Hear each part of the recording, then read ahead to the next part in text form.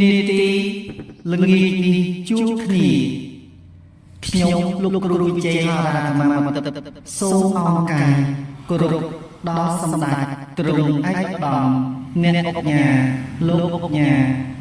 លោកស្រីនាងកញ្ញាជាទីមេត្រីជាទីរាប់អាននិងជាទីនឹករលឹកនាទីថ្ងៃនេះជួបគ្នាពិតជាប្លែកចម្លែកអារម្មណ៍ចំណៃអារម្មណ៍មួយទៀតហើយដែលវិលមកបំពេញដួងចិត្តដែលធ្លាប់ក្រៀមក្រំហើយញ័ររំជួយដួងចិត្តព្រួយខ្លាចសប្បាយគេអោបទុកព្រួយតែម្នាក់ឯងតើរីស័យវាសនាហុងស៊ុយសំណារបស់អស់លោកអ្នកនាងនាឆ្នាំ2024នេះជួបប្រទះនៅរឿងរ៉ាវបែបណាតើការងាររបស់អស់លោកអ្នកមាននិរន្តរភាពបែបណាបាត់បង់ការងារនាអំឡុងពេលបច្ចុប្បន្នតើអាចស្វែងរកការងារវិញបានដែរឬទេបើបានតើចិត្តឬឆ្ងាយពីផ្ទះគូស្នេហ៍ដែលធ្លាប់ស្រឡាញ់រួមរស់ជាមួយគ្នាឥឡូវបត់ចិត្តគ្នានិយាយគ្នាស្ដាប់ពុំបានប្រែជារស់នៅផ្សេងជាមួយគ្នាទៅវិញព្រៀបបានអ្នកដែលពុំធ្លាប់ស្គាល់តើទាំងអស់នេះអាចវិលវិញនឹងជួបគ្នាបានដែរឬទេជំពាក់ប្រាថ្នាទីតើអាចមានលទ្ធភាពសងបានដែរឬទេដូចនេះមានតែនៅក្នុងកម្មវិធីល្ងាចនេះជួបគ្នាអាចជួយដោះស្រាយសំណួរចម្ងល់របស់អស់លោកអ្នកនាងកញ្ញាបានរសៀលម៉ោង3នាពេលល្ងាចនេះនៅតាមដងស្ទឹងសង្កែរលករត់ប្រដេញនៅតាមឆ្នេរជលសាខ្យល់បក់រំភើយពណ៌នាំនៅក្លិនមុខហាក្រអូបឈ្ងុយឈ្ងប់ជួនជាមានយោបក់បម្ដងអង្រុតសុខដោឬសូខារាមលុបដោទី10បង្កប់មុនស្នេហ៍រោគដកចិត្តពុំរួចសម្លឹងលើវេហាបាក់សាបាក់សីហាត្រសងគីគូរបស់វីសត្វខ្លះប្រកោប្រកាសស្រែករកគូកនវីហោះហើរចូលត្រលុងស្វែងរកដីសុខសាន្តបានមួយរយៈពេលដ៏ខ្លីនេះបញ្ចុះសម័យក្រោយស្មៃរាត្រីបានរំកិលខ្លួនបន្តិចម្ដងវិលមកបំពេញជំនួសទូនីតិព្រះអាទិត្យល្ងាចនេះជួបគ្នាយើងក៏សូមលើកយកប្រធានបទមួយថ្មីស្រឡាញ់ទៀតគឺអូណែក្មួយតើប្រធានបទស្អីគេអ៊ំប៊ីតែមកមិនទាន់ក្មួយកម្មវិធីនាពេលល្ងាចនេះជួបគ្នាពិតជាមានអត្ថន័យធំធេងណាស់ណូអ៊ំគ្រាន់តែបានលើកក្មួយនិយាយរៀបរាប់អំពីទិដ្ឋភាពនៃដងស្ទឹងសង្កែនាសម័យដ៏មហោស្ចារសតវត្សទី21នេះពិតជានាំមកនៅអារម្មណ៍រំភើបមែនទែនតែម្ដងហើយឥឡូវនេះទៀតសោតបាត់ដំបងคล้ายទៅជាក្រុងស៊ីវិល័យនាសម័យបុរាណលាយចម្រុះនឹងសម័យទំនើបឥឡូវនេះកម្មវិធីល្ងាចនេះជួបគ្នាពិតជាបាននាំមកនៅពុទ្ធិដ៏ល្អមួយទៀតហើយអ៊ំនិយាយតាមត្រង់ឲ្យតែបានជួបក្មួយម្ដងណាគឺអ៊ំមានអារម្មណ៍សប្បាយរំភើបភ័យព្រួយរួចហើយសក់ក្បាលអ៊ំបាសតែម្ដងទៀតឯងនឹងស្អីទេលោកអ៊ំអាចទៅជួបខ្ញុំម្ដងណាឬតែបាសសក់ឲ្យជ្រុងតែម្ដងឬតែលោកគ្រូសុខឧត្តមមានការពិភាក្សាបរិយាយលោកអ៊ំបាសសក់ក្បាលឲ្យសំពងឲ្យខ្ញុំឯនេះវិញណាព្រោះក្បាលហាក់បីដូចជាកម្មបមាអញ្ចឹងណ៎លោកអ៊ំដើម្បីកុំឲ្យហ្វេនទាំងអស់គ្នាគាត់មានការឆ្ងល់ព្រួយបារម្ភលោកអ៊ំអញ្ជើញសាកសួរហ្វេនជាកិច្ចពិធីស្វាគមន៍ទៅពីព្រោះជាងមកជឿតមួយជំហានក្រៅលោកគ្រូហើយបាទមុននឹងបើកទំព័រកម្មវិធីប្រគល់ជូនទៅលោកគ្រូ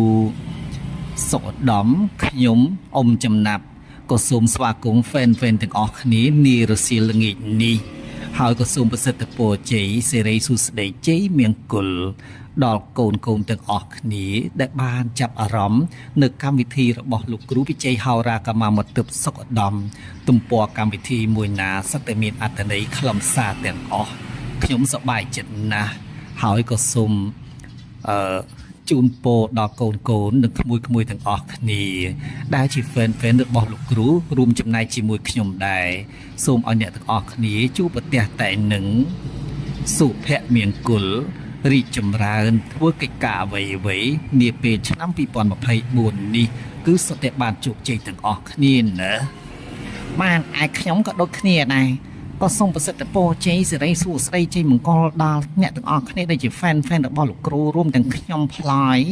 ព្រមទាំងលោកអ៊ំចំណាប់ផងដែលរួមគ្នាសហប្រតិបត្តិការជាវាគ្មិនវោហារស័ព្ទនៅក្នុងទូនីតិចោតសួរជាចម្លើយឆ្លើយជូនអស់លោកនាងកញ្ញាលោកគ្រូតើលោកគ្រូល្ងាចនេះមានកម្មវិធីប្រធានបទអ្វីដែលលើកយកមកជម្រាបជូនបាទសូមអញ្ជើញលោកគ្រូបាទដើម្បីកុំឲ្យអស់លោកនាងកញ្ញាទន្ទឹងរង់ចាំយូរដូច្នេះនាទីល្ងាចនេះជួបគ្នាក៏សូមលើកយកមកនៅប្រធានបទថ្មីស្រឡាងមួយទៀតគឺឆ្នាំថ្មីរាសីខ្ពស់របស់ឆ្នាំទាំង5ដូចតទៅឆ្នាំថ្មីរាសីខ្ពស់របស់ឆ្នាំទាំង5ប្រកាសជាមានអត្តន័យធំហើយតើឆ្នាំមួយណាទៅនៅលោកគ្រូដែលមានសំណាងបានខ្លាយទៅជាមានរាសីខ្ពស់នៅក្នុងឆ្នាំ2024នេះណែឯងឲ្យទៅរវល់រៀបរាប់ណាឯងគួរតែបកគលទូនីតិនេះជូនទៅដល់លោកគ្រូទៅតើឆ្នាំមួយណាអ្នកហ្វេនទាំងអស់គ្នាណាគេរងចាំស្ដាប់ណាតើឆ្នាំ2024នេះឆ្នាំមួយណាដែលមានសំណាងហើយបានមកចូលក្នុងទូនីតិមានវាសនាមានរាសីខ្ពស់នេះឆ្នាំ2024មានចំនួន5ឆ្នាំតើមែនទេលោកគ្រូបាទឆ្នាំទាំង5ដែលខ្ញុំត្រូវលើករៀបរាប់មកជម្រាបជូននឹងជម្រាបជូនដល់អស់លោកនាងកញ្ញាសម្ដេចទ្រង់ឯកឧត្តមនៅពេលបន្តិចទៀតនេះប៉ុន្តែមុននឹងជម្រាបក៏សូមបាទអញ្ជើញអស់លោកនាងកញ្ញាទទួលបាទនៅការបកស្រាយអំពីឆ្នាំដែលមានរាសីខ្ពស់យើងនឹងលើកយកមកជម្រាបនៅពេលក្រោយតែយើងចង់បញ្ជាក់ថារាសីត្រូវផ្សារភ្ជាប់នឹងសំណាងត្រូវផ្សារភ្ជាប់ជាមួយនឹងវាសនាត្រូវផ្សារភ្ជាប់ជាមួយនឹងសកម្មភាពបាទទាំង4ចំណុច5ចំណុចបាទរួមចំណែកមួយទៀតសកម្មភាពនោះគឺពោពេញទៅដោយកុសលដែលប្រែថាជាអំពើល្អបាទ5ចំណុចដែលខ្ញុំបានរៀបរាប់ជម្រាបជូនត្រូវតែអមដំណើរគ្នាប្រសិនបើមានវាសនារិស័យខ្ពង់ខ្ពស់សំណាងល្អយ៉ាងណាក៏ដោយបំពេញអកុសលនោះនឹងនាំឲ្យទៅធ្លាក់ជាចំណុចអវិជ្ជមានចែកជិះមិនខានអូយីថ្ងៃនេះមានប្រធានបទមួយដែលអស្ចារ្យថ្មីស្រឡាងតែម្ដងហើយរួចចុះបើយើងមានរស័យខ្ពស់ហើយហេតុអីក៏ត្រូវការទៀមទាដល់5ចំណុចនោះណាបាទ5ចំណុចនោះគឺវារត់ដល់ឯងកាលណាយើងមានរស័យខ្ពស់លៀបសំណាងប្រកាសជារត់ចូលមកវាសនាក៏មានបាទរីឯសកម្មភាពត្រូវតែធ្វើបាទកម្រមានអ្នកណាម្នាក់ដែលមានរាសីខ្ពស់មានសំណាងល្អមានវាសនាល្អប្រែជានៅចំណុចអសកម្មគឺពុំដែលមានការជួបប្រទះទេបាទរាជសីដែលពុំអាចនៅសំងំនៅក្នុងគុហាបែរជាត្រូវមរគីបោលចូលមាត់ក៏ទេដែរអូយុបល់មួយនេះពិតជាអស្ចារ្យណាស់ខ្ញុំចំណាស់នេះហើយនៅពេលដែលបានជួបក្មួយម្ដងតែងតែសប្បាយចិត្តដោយនឹកឃើញថាលោកក្មួយពិតជាមានពុទ្ធិដោះស្រាយជីវៈគ្មិនវោហារស័ព្ទមិនអាចរីងស្ងួតបានមែនអញ្ចឹងហើយបានជាមួយថ្ងៃណាឃើញតែលោកក្មួយទទួលទូរស័ព្ទមិនឈប់សោះឯអ្នកដែលចង់ជួបក្មួយនិយាយតាមត្រង់ណាអញ្ចឹងមិនលោកអ៊ំគេនិយាយថាគេចង់ស្ដាប់សំឡេងរបស់ក្មួយគេចង់ស្ដាប់សំឡេងរបស់ខ្ញុំត្រូវហើយក្មួយគេថាសំឡេងរបស់ក្មួយពីរោះស្រទន់ផ្អែមល្ហែមតើម្ចាស់សំឡេងនោះមានរូបរាងស្រស់សង្ហាយ៉ាងណាណាលោកអ៊ំលោកអ៊ំចេះតែបញ្ចូលខ្ញុំហើយការពិតខ្ញុំគ្មានសំឡេងណាដែលផ្អែមល្ហែមទេលោកអ៊ំជាច្បាប់ធម្មជាតិដែលខ្ញុំបានកំណត់មកឯរូបរាងខ្ញុំក៏មិនស្រស់សង្ហាដែរអ៊ំគិតថាក្មួយអាចចូលចំណោមគេបាន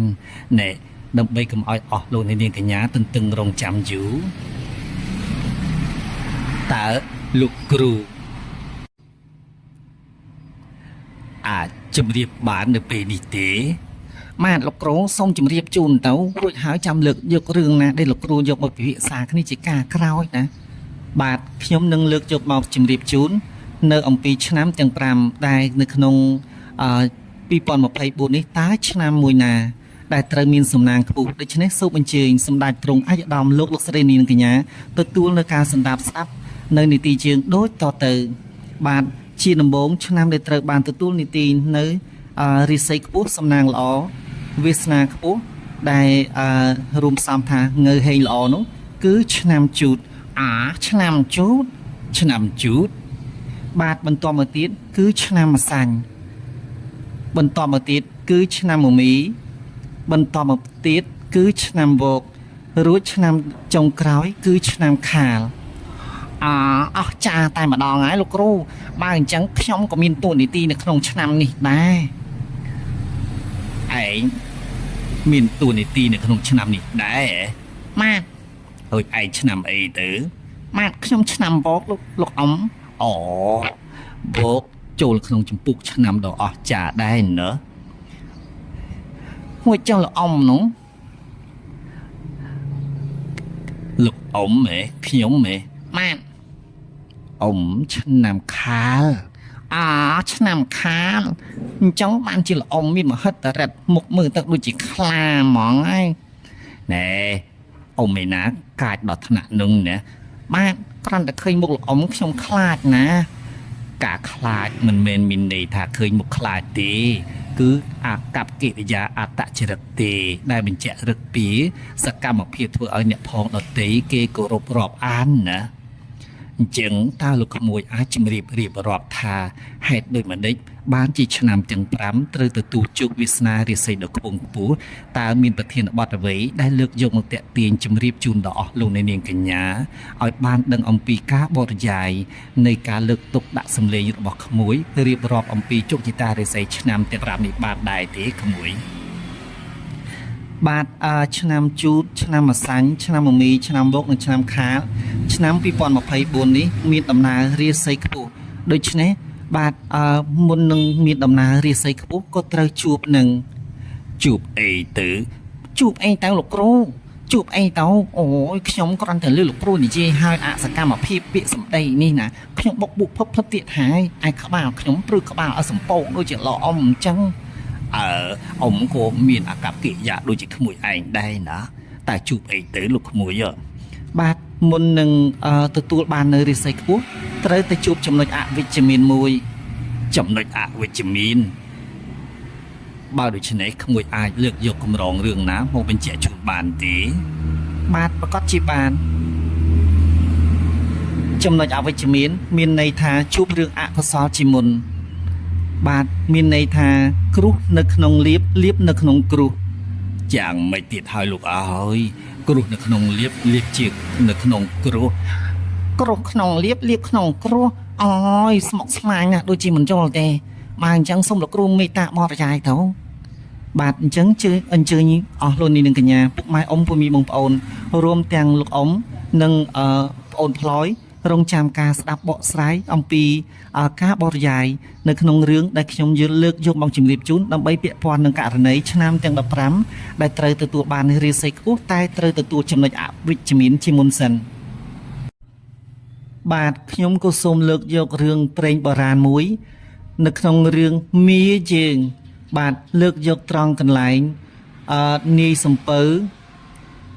កំពុងធ្វើដំណើរជាមួយនឹងភរិយាលុះទៅដល់ពាក់កណ្ដាលផ្លូវក៏បានជួបនឹងចៅមាណពដែលកំពុងតែចិញ្ចត់ត្រីបាទនៅក្នុងសាច់រឿងមាយើងក៏សបញ្ជាក់ឲ្យឃើញថាចំណុចរាសីល្អនិងរាសីអាក្រក់កំពុងតែប្រដេញចូលគ្នារួមផ្សំជាមួយនឹងសកម្មភាពល្អនិងអាក្រក់ដូច្នេះសូមអញ្ជើញអស់លោកនាងកញ្ញាទទួលការសន្តាប់និងការបកស្រាយពីនីតិយើងដូចតទៅនៅពេលនាយសំពៅកំពុងតែធ្វើដំណើរចរយាត្រាតាមសមុទ្រក៏បានជួបនឹងចៅមាណពដ៏កំសត់កំពុងតែចិញ្ចត់ត្រីនៅតាមឆ្នេរសមុទ្របាទបុរសជាប្តីចៅមាណពខំចិញ្ចត់ត្រីដោយប្រុងប្រយ័ត្នបុរសតស៊ូតាំងពីព្រឹកព្រលឹមរហូតដល់កម្ដៅព្រះសូរ្យាកំពុងតែបញ្ចេញរស្មីក្តៅធ្វើឲ្យបុរសហូរញើសមកសស្រាក់រីឯចំណែកភរិយាដែលជាភរិយារបស់ចៅមាណពជាស្ត្រីដែលភាសាខ្មែរហៅថាគ្ មានការប្រុងប្រយ័ត្នគ្មានទំនួលខុសត្រូវដែលសរុបសេចក្តីមកជាស្រីកញ្ជើធ្លុះបាទដោយសារតែហេតុអ្វីបានជាគេប្រគល់រហស្សនាមជូននាងថាជាស្រីកញ្ជើធ្លុះដោយសារតែបរិសុទ្ធចិញ្ចាត់ត្រីបានមកហើយក៏ឲ្យប្រពន្ធជាអ្នករៀបចំទុកដាក់រីឯប្រពន្ធបានយកកញ្ជើធ្លុះមកកណ្ដៀតហើយក៏ឲ្យប្តីចាក់ត្រីចូលក្នុងកញ្ជើដោយសារតែនាងជាភរិយាជាស្ត្រីខាតលក្ខក្នុងពេលធ្វើដំណើរជាមួយអារម្មណ៍របស់មនុស្សផ្សេងគ្នាបរិសុទ្ធជាប្តីខិតខំប្រុងប្រយ័ត្នយកចិត្តទុកដាក់បំពេញការងារទូនាទីក្នុងភារកិច្ចជាអ្នកចិញ្ចាត់ត្រីរកត្រីដើម្បីឲ្យប្រពន្ធជាអ្នកទុកដាក់ចំណែកឯភរិយាវិញបែរជាប្រងើយកន្តើយគ្មានអារម្មណ៍ជាមួយនឹងប្តីក្នុងការបំពេញភារកិច្ចបាទមិនបានគិតប្រុងប្រយ័ត្នថាប្រសិនបើកញ្ជើធ្លុះត្រូវតែរកស្មៅឬក៏យកអ្វីមួយមកចុកកញ្ជើនោះឲ្យបានចិត្តនោះត្រីប្រកាសជាបានពេញកញ្ជើលុះខំចិញ្ចាត់យូរទៅថ្ងៃក៏កាន់តែក្តៅពន្លឺព្រះសូរ្យាបញ្ចេញកម្ដៅដោយអត្រាប្រណីបរោះជាស្វាមីខិតខំចិញ្ចាត់ដោយពុំមានការរអ៊ូរទាំហេតុត្រង់កន្លែងនេះសបញ្ជាក់ឲ្យឃើញថាការធ្វើកិច្ចការអ្វីមួយយកចិត្តទុកដាក់មែនប៉ុន្តែពុំបានត្រួតពិនិត្យនោះក៏បញ្ជាក់ឲ្យឃើញថាគឺជាចំណុចអវិជ្ជមានអសមត្ថភាពហើយបាទដោយពុំបានត្រួតពិនិត្យក្នុងលក្ខណៈឧទាហរណ៍ដូចជាបុគ្គលអិសរជនណាមួយដែលខិតខំបំពេញតួនាទីយ៉ាងប្រុងប្រយ័ត្នក៏ប៉ុន្តែពុំបានត្រៀមលក្ខណៈពិនិត្យមើលកូនចៅធ្វើការឲ្យបានដិតដល់នេះគឺជាមេរៀនមួយសម្រាប់អស់លោកអ្នកដែលជាវិញ្ញាជនបញ្ញវន្តបាទគិតតែខិតខំបំពេញតួនាទីរបស់ខ្លួនឲ្យបានខ្ពង់ខ្ពស់មានជំរឿមានអំនួតមានដូចថាយល់ឃើញថាខ្លួនឯងពូកែអស្ចារ្យក៏ប៉ុន្តែពុំបានយកចិត្តទុកដាក់បំពេញតួនាទីប្រឹក្សាយោបល់ពិនិត្យមើលពិចារណាអ្នកនៅក្រោមបង្គាប់តើកូនចៅរបស់ខ្លួនមានការពេញចិត្តដល់ខ្លួនដែរឬទេម្យ៉ាងវិញទៀតតើកូនចៅរបស់ខ្លួនបំពេញតួនាទីបានយ៉ាងល្អប្រសើរដែរឬមួយក៏យ៉ាងណាប្រសិនបើយើងជាមេនៅក្នុងកន្លែងធ្វើការណាមួយបាទដោយសម្លឹងឃើញតែផលប្រយោជន៍របស់ខ្លួនដោយមិនបានគិតអំពីអ្នកដែលនៅជុំវិញចុងក្រោយពិតជាបរាជ័យដូចជាចៅមានុបនោះដែរបាទយើងវិភាគនឹងស្លេះរឿងនេះតែមួយរយៈរួចក៏វិលមកបំពេញតួនាទីជំរាបជូននៅក្នុងពេលតែមួយដំណើរគ្នាប្រពន្ធរបស់នាយភេត្រាជាម្ចាស់សំពៅក៏លាន់មាត់ថាអាណិតបរោះកំសត់នោះណាមិនគួរចៅមានុបបានប្រពន្ធដែលជាស្រីខាតលក្ខជាស្ត្រីកញ្ជើធ្លុះរីឯបរោះដែលជាស្វាមីរបស់ប្រពន្ធនាយសំពៅបែរជាមានចិត្តប្រច័ណ្ឌខ្វះការពិចារណាហើយមិនបានស្រូបយោបល់គំនិតជាមួយទៅភរិយារបស់ខ្លួនដែលជាស្ត្រីឆ្លាតវៀងវៃបែរជាលាន់មាត់ហើយនិយាយថាបើឯងយល់ថានាងនោះមិនស័ក្តិសមជាមួយនឹងចៅមានុបនោះទេនាងគួរតែចុះទៅជួយបិទឆ្នុកកញ្ជើហើយទៅរស់នៅជាមួយចៅមានុបនោះទៅនាងជាភរិយាប្រែជាភ្ញាក់ក្រញាងហើយក៏លាន់មាត់ថាមិនក៏បងនិយាយអញ្ចឹងខ្ញុំគ្រាន់តែឲ្យយោបល់តាខ្ញុំគ្រាន់តែមានចិត្តអាណិតចៅមានុបរីឯនាយភេត្រាប្រែជាមានកំហឹងក្រេកក្រោធហើយក៏និយាយបន្ថែមថាអីយូរណាស់ទៅឯងនេះបែរជាកាន់តែខ្លាំងដៃហើយមែនទេឯងបែរជាសរសើរចៅមានុបនៅចំពោះមុខអញផងឯងអញណាមានបញ្ញាឆ្លាតវៀងវៃបើសិនជាគ្មានបញ្ញាឆ្លាតវៀងវៃមិនអាចរកស៊ីមានសំពៅមានបរិវារខ្ញុំកំដរច្រើនដល់លើសលោកនោះទេអូឯងចង់និយាយថាឯងនេះមានបញ្ញាឆ្លាតវៀងវៃជាស្រីដ៏គ្រប់លក្ខមែនទេនាងជាប្រពន្ធពុំបានឆ្លើយតបដោយកំហឹងក្រេវក្រោធទេគ្រាន់តែនាងបាននិយាយបញ្យលទៅដល់ស្វាមីថាបងមិនក៏បងមានប្រសាសន៍បែបនេះខ្ញុំគ្រាន់តែនិយាយថានៅក្នុងការអមដំណើរជាមួយគ្នាបងគួរតែយល់អំពីសមានចិត្តការដែលយើងអមដំណើរជាមួយគ្នាយើងត្រូវតែស្វាស្វែង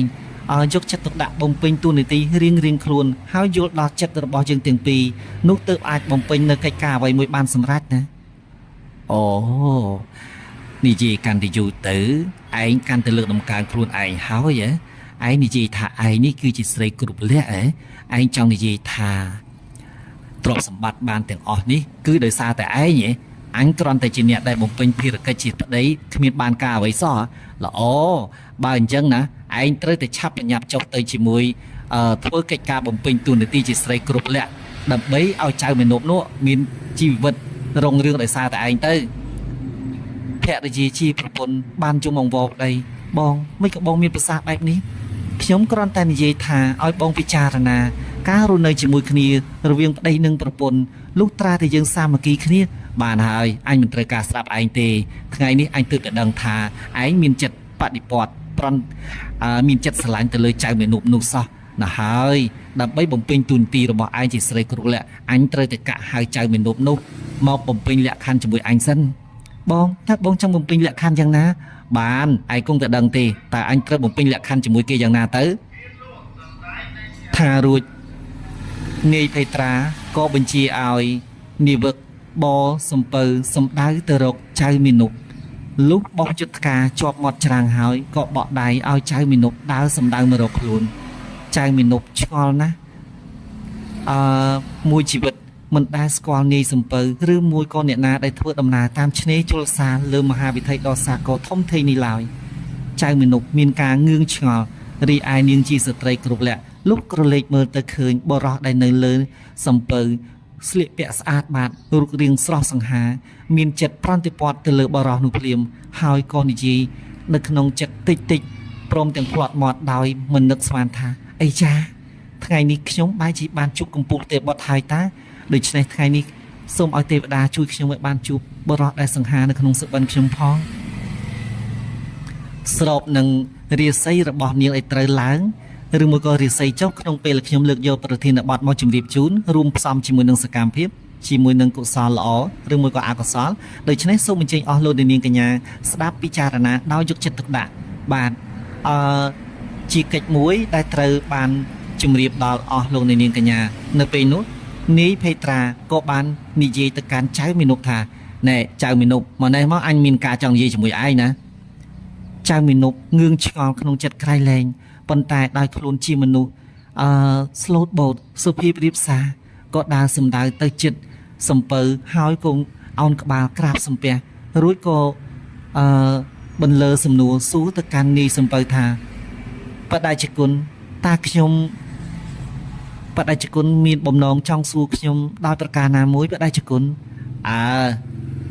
អញចង់និយាយតាមត្រង់កុំឲ្យបត់បែនវែងឆ្ងាយពេកណាបដិជគុណមានប្រសាសន៍បែបនេះតើមានន័យយ៉ាងណាអញចង់និយាយប្រាប់ឯងថាអញចង់ដូរប្រពន្ធចង់ដូរប្រពន្ធអញចង់ដូរប្រពន្ធចុះខ្ញុំដូចជាមិនយល់មិនបាច់យល់អីទេឯងសំណាងហើយណែនាងខាងនេះរួចហើយចៅ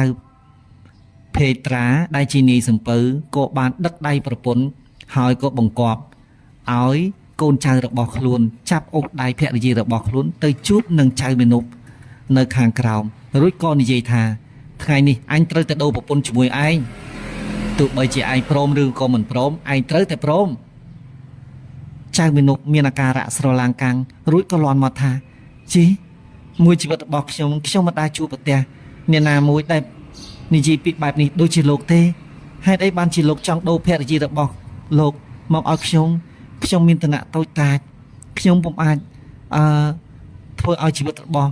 ប្រពន្ធរបស់លោកមានរស្មីរុងរឿងនិងរស់នៅប្រកបដោយភាពសុខសាន្តបានទេសូមលោកមេត្តាកុំមានប្រសាសន៍បែបនេះអញមិននិយាយលេងទេអញនិយាយគឺជាការពិតឯងព្រមឬក៏មិនព្រមឯងសួរចិត្តប្រពន្ធឯងទៅ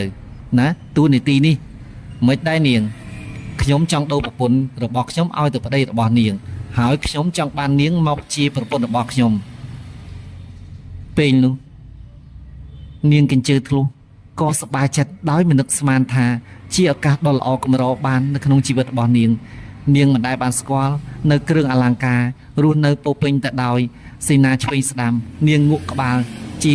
សំដីជំនួសនៅសញ្ញាក៏បានលន់មកតិចតិចហើយផ្លត់បត់យ៉ាងខ្លាំងទៀតថាព្រមខ្ញុំប្រកាសជាព្រមបរោះជាស្វាមីចៅមានុបមិននឹកស្មានថាភរិយារបស់ខ្លួនរស់នៅយ៉ាងកំសត់កំរបែរជាត្រូវឃើញគេអ្នកមានប្រាថ្នាចង់បានយូរស័ក្តិបរោះបានអង្វរប្រពន្ធកុំឲ្យនិយាយស្ដីខ្លាចក្រែងនាយសំពៅចាប់ពាក្យសម្ដីចាប់កំហុសនាយសំពៅក៏បានលន់មាត់និយាយទៀតថាឯងឃើញទេឯងស្ដាប់ឃើញទេណែឃើញទេមានន័យថាឯងនេះគឺជាបរិះមួយដែលពុំមានសមត្ថភាពគ្រប់គ្រាន់ឯងឃើញទេបើសិនជាឯងមានសមត្ថភាពគ្រប់គ្រាន់ណាប្រពន្ធរបស់ឯងមិនដាច់ចិត្តចោលឯងទេណាហើយឯងនេះជួបជាមួយនឹងនាងនេះទៅនាងនេះគេប្រកែទុកដាក់រ៉ូស៊ីណានៅជាមួយអញខំរ៉ូស៊ីរហូតដល់មានសំពៅមានទាំងសេនាបំរើឆ្វេងស្ដាំនាងនេះបើជានិយាយថានាងប្រកែឥឡូវនេះនាងប្រកែយ៉ាងណាសូមឲ្យនាងបានទៅនៅជាមួយនឹងឯងណាចាំមើលតើដំណើរជីវិតរបស់ឯងនោះមានវាសនាខ្ពង់ខ្ពស់យ៉ាងណាដោយសារការពិភាក្សាគ្នាទៅវិញទៅមកមិនដាច់ស្រេចនាយសំពៅក៏ប្រើច្បាប់បញ្ញាសិទ្ធដោយបង្ខំឲ្យកូនចៅរបស់ខ្លួនចាប់អូសប្រពន្ធរបស់ខ្លួនទៅជុកនាយចៅមានុបរួចហើយខ្លួនក៏បបួលនាងដែលជាប្រពន្ធ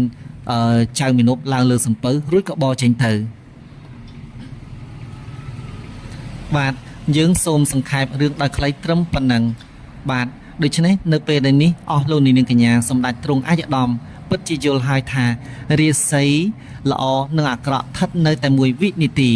បាទដំណើររឿងយើងសូមសង្ខេបជូនត្រឹមប៉ុណ្ណឹងរួចក៏បញ្ចប់ឃ្លាសេចក្តីដើម្បីឲ្យអស់លោកនាងកញ្ញាយល់ថាតើរាសីល្អនិងអាក្រក់រត់នៅលីនឡំជាមួយគ្នាប្រកបទៅដោយសកម្មភាពល្អទើបអាចរាសីល្អនោះដូច្នេះសូមអញ្ជើញស្ដាប់វគ្គទី2តែយើងខ្ញុំលើកយកមកសង្ខេបដោយខ្លីបាទនាយសំពៅនៅពេលដែលទទួលបានភរិយាដែលជាស្ត្រីដែលមានរូបសម្បត្តិស្អាតនាងកញ្ជើធូលស្អាតប៉ុន្តែអាកប្បកិរិយាគឺជាចំណុចអសកម្មនៅជាមួយគ្នាយូរទៅក៏ប្រសូតបានបុត្រមួយរីឯបុត្រនោះកាលណាតែបន្តបងលិមុខឬមួយក៏ទឹកម៉ូតមានន័យថានោមនឹងជុះអាចនោះបាទគឺនាងជាប្រពន្ធពុំដែរហ៊ានយកដៃទៅយកទឹកម្ដងលាងលិមុខឬមួយក៏ទឹកម៉ូតរបស់កូនរបស់ខ្លួនទេចាប់ផ្ដើមហែកក្រណាត់ទាំងកៃយកមកជូតរួចក៏បោះចូលក្នុងសមុទ្រអស់ទីបំផុតនាយសំពៅក៏ធ្លាក់ខ្លួនទៅជាបរិះកំសត់ក្រតោកចាអស់លោកនាងកញ្ញាឃើញទេថាគ្រាន់តែមួយវិនាទីអាចផ្លាស់ប្ដូររាសីរបស់ខ្លួនតាមរយៈសកម្មភាពនិងអំពើកុសលនិងអកុសលយើងងាកមកនិយាយអំពីការជួបប្រស័យតាក់ទងអំពីរាសីរបស់ប្រពន្ធនាយសំពៅដែលធ្លាប់តែមានជីវភាពរុងរឿងខ្ពង់ខ្ពស់បែរជាមកធ្លាក់ដល់ចំណុចសូន្យតែដោយកុសលល្អនាងក៏បានភពប្រសពជាមួយបរិះដែលមានអំពើល្អមិនក្បត់ភរិយានាងក៏បង្គាប់ឲ្យបរិះជាស្វាមីដែលមានកម្លាំងខ្លាំងក្លាតែគាត់មានប្រាជ្ញាអប់បន្តិចបាទអស់លោកនាងកញ្ញាប្រិមិត្តជាទីមេត្រីប្រសិនបើអស់លោកនាងកញ្ញាចង់បណ្ដុះបណ្ដាលនៅមួយចំនួនដែលធ្លាប់កន្លងមកខ្ញុំពុំហ៊ានជាវាគ្មិនដែលបញ្ជាក់និងបញ្ជាជូនទៅដល់អស់លោកដែលមួយចំនួននៅពេលដែលជ្រើសរើសបុគ្គលិកចូលបម្រើការនៅក្នុងក្រុមហ៊ុនឬមួយក៏ក្រសួងរបស់ខ្លួនភាគច្រើនតែផ្ដោតអារម្មណ៍ទៅលើការធ្វើតេស្តដោយ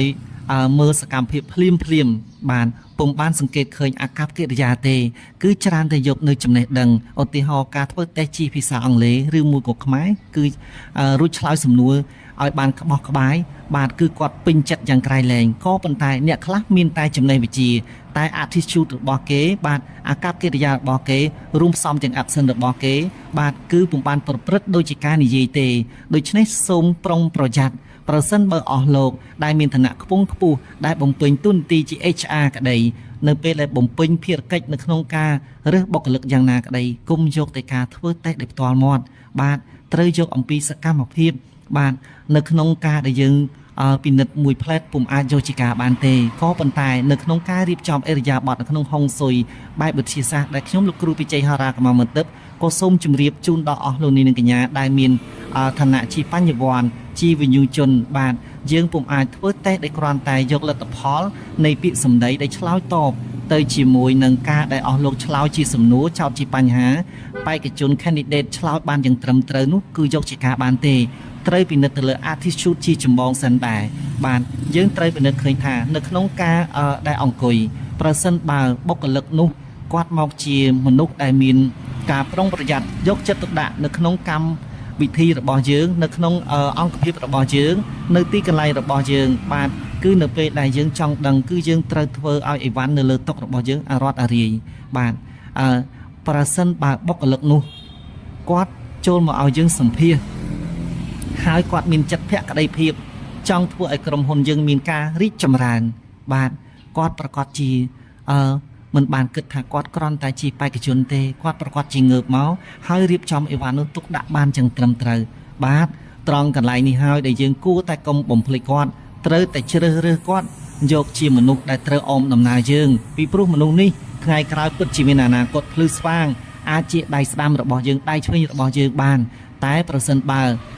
មនុស្សដែលមានចំណេះវិជ្ជាខ្ពង់ខ្ពស់គ្រាន់តែឆ្លើយជាភាសាអង់គ្លេសឬមួយក៏បារាំងឬមួយក៏ធ្វើតេស្តបាទសរសេរ writing ឬមួយក៏ oral test បានយ៉ាងល្អបាទយើងមានមោទនៈបំពេញតួនាទីជូនគាត់ហើយគាត់មិនបានបំពេញនៅអ្វីមួយដែលមានភាពប្រតិមានន័យថាអីវ៉ាន់នៅក្នុងឬមួយក៏របស់របរនៅក្នុងប៊ីរ៉ូយើង office យើងមានការរត់រាយគាត់ធ្វើប្រងើយបាទចំពោះខ្ញុំក៏ខ្ញុំធ្លាប់ជ្រើសរើសបុគ្គលិកប្រសិនបើខ្ញុំឃើញបែបនេះគឺខ្ញុំមិនយកបេក្ខជននេះជាដាច់ខាតបាទយើងងាកឆ្ងាយពីកម្មវិធីអំពីការរាសីទាំងពងខ្ពស់ឆ្នាំទាំង5ក៏ប៉ុន្តែខ្ញុំបានបរិយាយអំពីរឿងនៅក្នុងព្រេងព្រឹត្តជូនដល់អស់លោកនាងកញ្ញាសម្ដេចគឺជាគតិដែលឆ្លើយយកជាពុទ្ធិចំណេះដឹងបាទរាសីខ្ពស់វាសនាល្អសំណាងល្អនៅក្នុងពេលតែមួយវិនាទីអាចកែប្រែជោគជតារាសីរបស់យើងតាមរយៈ action គឺសកម្មភាពបាទចូលកុំភ្លេចរាសីល្អយ៉ាងណាវាសនាល្អយ៉ាងណាគឺអាស្រ័យនៅលើសកម្មភាពអស់លោកនាងកញ្ញាសាកល្បងលោមើលបាទប្រសិនបើយើងដើរទៅយើងស្រាប់តែយើងទៅដល់ស្ដោះទៅមាត់ដាក់ទៅលើមនុស្សម្នាក់នៅក្នុងកណ្ដាលចំណោមបាទតើយើងមានរាសីខ្ពស់ទេបាទប្រកាសជាត្រូវគេតេះដៀលប្រមាថឬមួយក៏វាយតបមកយើងជាក់ជាមិនខានបាទក៏ប៉ុន្តែប្រសិនបើអស់លោកនាងកញ្ញាបាទជិះនៅលើរថយន្តបាទឃើញមានស្ត្រីចំណាស់ឬមួយក៏បរិសុទ្ធពិការឬមួយក៏នារីដែលមានផ្ទៃពោះបាទយើងអាចហុចកន្លែងជូនគាត់នៅពេលនោះហើយវាសនារបស់អស់លោកនាងកញ្ញារួមផ្សំនឹងរាសីត្រូវរត់ក្នុងពេលតែមួយកុំភ្លេចថាក្របភ្នែកជាច្រើនបានសម្លឹងមកលើយើងនៅក្នុងអំពើល្អរបស់អ្នកជាភាពកន្ត្រាក់បាទតាក់ទាញនៅមនោសញ្ចេតនាអារម្មណ៍របស់មនុស្សមួយចំនួនដែលក្នុងនោះយើងពុំអាចដឹងថាពាក្យហុមតិនៅក្នុងរថយន្តរបស់យើងគឺថាមានកិត្តិយសមានឋានៈយ៉ាងណាក៏យើងអត់បានដឹងដែរជួនកាលគាត់ចូលចិត្តដើរជាសាមញ្ញជនបាទដើម្បីដកស្រង់បទពិសោធន៍នៃការងារដំណើរជីវិតបាទនីតិយើងក៏បានឈានជិតចូលមកដល់ទីបញ្ចប់បទរយាយរឿងនៅពេលនេះគឺចង់បញ្ជាក់ថាចៅមានុបនៅពេលដែលបានភរិយាគ្រប់លក្ខថ្ងៃក្រោយក៏ខ្លាចទៅជាមហាសេដ្ឋីដោយសារតែគំនិតប្រាជ្ញាវាងវៃគូផ្សំជាមួយនឹងអេរយាប័តដ៏ល្អរបស់ភរិយារួមផ្សំជាមួយចៅមានុបមានកម្លាំងខ្លាំងក្លាដ៏មហិមាហើយស្ដាប់បង្គាប់ប្រពន្ធបាទរីឯភរិយាក៏ជាស្ត្រីគ្រប់លក្ខចេះលើកដំកើងបុរសដោយយល់ថាបុរសជាស្វាមីរបស់ខ្លួនមានតែកម្លាំងខ្វះការពិចារណាខ្វះនៅមតិយោបល់ដូច្នេះកុំភ្លេចសំពៅពឹងសំប៉ានប្រាជ្ញប្រាយចេះពឹងគម្ពីរអ្នកប្រាជ្ញរក្សាខ្លាយដោយសំពៅពឹងសំប៉ានពិតជាមិនខុសបំណងទេបាទដូច្នេះនីតិទុតិយជោគជតារាសីដែលខ្ញុំបាទរៀបរាប់ជូនអំពីដំណើរជីវិតឆ្នាំទាំង5ដែលឆ្នាំ2024មានជោគជតារាសីវាសនាហុងស៊ុយល្អយ៉ាងណាក៏បានឈានមកដល់ទីបញ្ចប់មុននឹងជម្រាបលានីតិយើងក៏សូមជម្រាបដល់អស់លោកនាងកញ្ញាសម្ដេចទ្រង់ឯកឧត្តមពុកម៉ែអ៊ំពូមីបងប្អូនប្រសិនបើអស់លោកនាងកញ្ញាសម្ដេចទ្រង់ឯកឧត្តមមានប្រការមានចម្ងល់ដោយប្រការណាមួយមានវិបត្តិនៅក្នុងសុភមង្គលគ្រួសារពុំបានរស់នៅត្រជាក់ត្រជុំសូមកុំភ្លេចអញ្ជើញទំនាក់ទំនងជាមួយខ្ញុំតាមរយៈទូរស័ព្ទភ្ជាប់ Telegram 012 645 118មួយខ្សែទៀត097 77 62 844នៅពេលនេះនីតិយើងសូមអរកាយគោរពលាសម្ដេចទ្រង់ឯកឧត្តមរួមទាំងអង្គចំណាប់លោកប្អូនផ្លយរួមទាំងអស់គ្នាសូមជម្រាបលាសូមអរគុណ